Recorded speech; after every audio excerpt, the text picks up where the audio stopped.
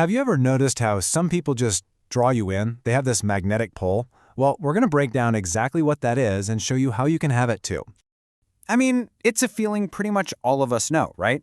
You walk into a party, a coffee shop, whatever, and it just feels like everyone else got this secret memo on how to connect, and you're just stuck on the sidelines. It's so frustrating.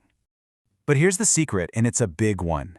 That magnetic quality, it's not magic. It's not something you're born with. It's actually a skill. It's rooted in psychology, and you can absolutely learn it. We're about to unpack the exact techniques that can totally transform your social life. Okay, so we're going to break this all down into 4 simple steps. First, we've got the entrance. Then we'll talk about the stance, your body language. After that, we'll dive into the connection, which is all about conversation.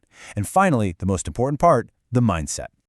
All right, let's kick things off with your first impression. Because seriously, what you do in those first few moments, it can either make you completely invisible or throw the door wide open for connection. Get this, 3 seconds. That's it. That is the entire window you have to make a first impression. Not minutes, not after you've had a whole chat, just 3 seconds. So how in the world do you make that tiny little window work for you? So here's the thing. Most of us, and we don't even realize we're doing it, send out these unavailable signals. You know, you walk in, head down, eyes glued to your phone. You're basically screaming, "Leave me alone." But the fix? It's so simple, but it's incredibly powerful. Just head up.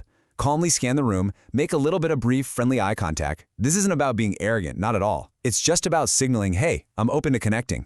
Think about this little experiment called the bookstore test. All someone did was walk in, look around, and make that quick, friendly eye contact. And what happened? A conversation started within 10 minutes. That tiny little gesture, it planted a seed. It made other people feel comfortable enough to come up and say hi. You're basically choosing, on purpose, not to be invisible. Okay, so you've nailed the entrance, awesome. But what happens next? Well, your body language picks up right where the story left off. Look, your body language is speaking volumes, whether you want it to or not. When you've got a closed posture, arms crossed, hands jammed in your pockets, it just screams defensive or not interested. But an open posture, with your arms relaxed at your sides, hands visible, that communicates confidence, being at ease, and just a totally welcoming vibe. And this quote, man, it just gets right to the heart of it.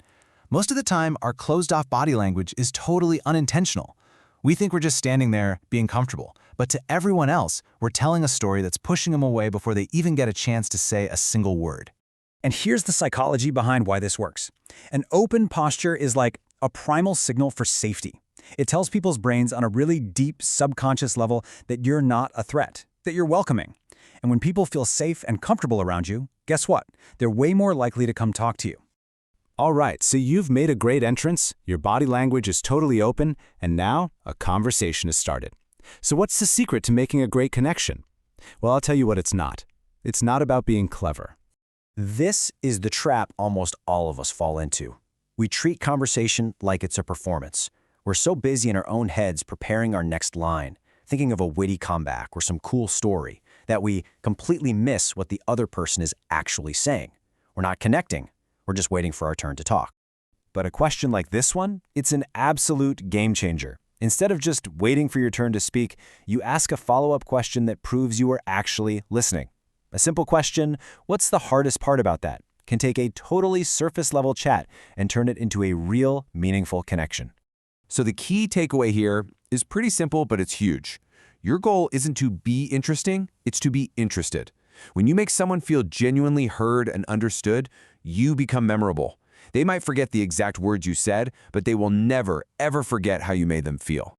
Now, part of being truly interested, and not just performing, is learning to use this other really powerful, kind of counterintuitive tool, comfortable silence. You know how we're all terrified of awkward silences? We rush to fill them with any kind of nervous chatter we can think of. But truly magnetic people, they're comfortable just being. That lack of neediness, that comfort in the quiet, is unbelievably attractive. It takes all the pressure off the other person to entertain you, and that makes them relax. And ironically, it makes them want to connect with you even more. Okay, this brings us to the final piece of the puzzle, and honestly, this is the most powerful one. This is the foundation that makes everything else we've talked about actually work. It's all about your internal mindset. You want to know the real reason so many of us feel invisible? It's because we're stuck in this self-defeating loop. We walk into a room hoping, praying for someone else to validate us. We measure if the night was a success by how many people came up and talked to us. We are literally giving away all of our power. So, the solution? You got to flip the script. Completely. Walk in assuming you belong there. Your goal isn't to perform, it's not to get approval, it's just to be present, to enjoy yourself. You don't need anyone's permission to take up space. And that self-contained confidence, that is the most magnetic thing in the entire world. And this is what you could call the validation paradox. The moment you stop chasing attention is the moment everyone starts noticing you. When you radiate this energy that says, hey, I'm totally fine whether you talk to me or not, but I'm open if you do, you become so intriguing. People are just naturally drawn to that quiet confidence. So, let's just quickly recap the action plan here. Number 1, master your entrance in those first 3 seconds. 2, tell a welcoming story with open body language. 3, in any conversation, lead with genuine curiosity, not cleverness. And the foundation for all of it? Stop waiting for validation and just own your space. So the next time you walk into a room, just remember this. You are the author of your own social story. You have all the power to decide if you're going to be invisible or if you're going to be open.